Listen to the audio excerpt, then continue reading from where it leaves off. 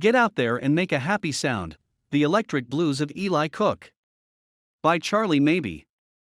Published January 27, 2022.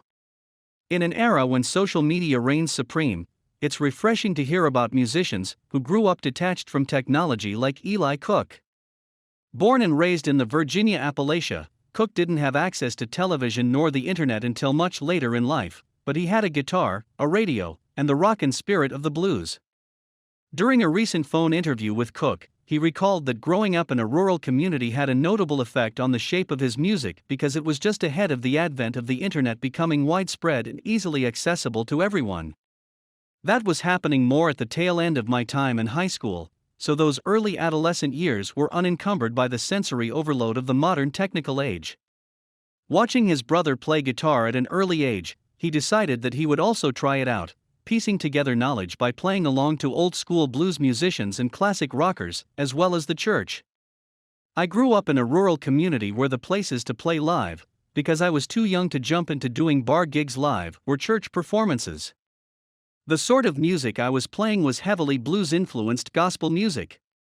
Since then, the Charlottesville-based musician has built serious acclaim as an opener for legendary acts like B.B. King, Johnny Winter, and Robin Trower. With a sound that combines traditional blues with high-octane energy of 90s grunge acts like Stone Temple Pilots, Cook is the kind of versatile songwriter who can enliven both large and intimate venues. The shape of the band he travels with shifts and changes with the kind of energy required for any given gig. At times, he tours a three-piece band with the classic rock and roll setup of electric guitar, bass, and drums when there is a need for more volume. But when he's flying solo, he uses a small-foot drumming rig while simultaneously playing guitar, giving a more earthy and personalized energy to the groove, as can be seen in his most recent video for Troublemaker. To have the rhythm and melody coming from the same body harkens to that blues spirit that drives Cook's musical lineage and aesthetic. This has been the primary shape of his music since the onset of the pandemic, which limited the amount of money and capacity for social interaction that a tour usually requires. However, Cook has continued to play and is currently partaking in a more in-house tour right now, playing primarily in stage shows. Working together with a few close colleagues who help with promotion and marketing, he expects to do some out-of-state touring this coming spring, pandemic permitting. And while the pandemic has also slowed any immediate progress toward his next official release, he is still writing and trying new things out on the road. I like to test material live, unfettered, and unprovoked to see what the raw response of an uninvested listener is. I try to get people's knee-jerk reaction to the songwriting as much as I can. While there's still time before some of that new material gets committed to a record, there is an impressive catalog of songs Cook has crafted over the last several years, including his most recent album High Dollar Gospel, which received significant praise upon release.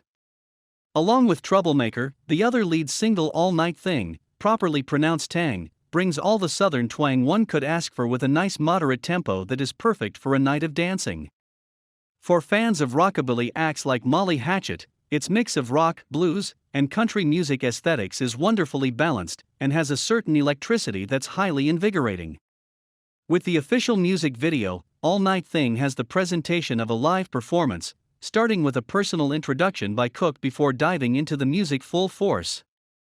Even in a highly produced official release, that sense of personal connection more often seen in live settings, rather than an album or music video, is still palpable and offers something more than just a single to be listened to. This is something precious that Eli is sharing with the listener. Part of getting older has made it easier for me to write with a sense of authority and honesty, Eli Cook notes, but also in a manner that allows the listener to feel involved with the story, like it pertains to them, and they can project their own experiences into the lyrics. It is this generosity that makes up the spiritual bedrock of Cook's music, and gives it that warm authenticity tinged with electric current.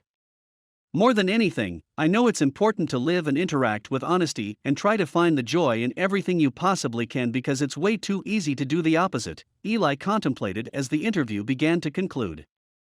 To bring a joyous noise into a theatrical setting and make people feel connected and happy is what I have always tried to do. And as the years go by, it becomes more apparent and more rewarding. I'm just trying to get out there and make a happy sound. And those happy sounds are incredibly rewarding for the listener as well, so be sure to check his latest album High Dollar Gospel on major streaming platforms. News about upcoming performances and tours can be found on Eli Cook's official website.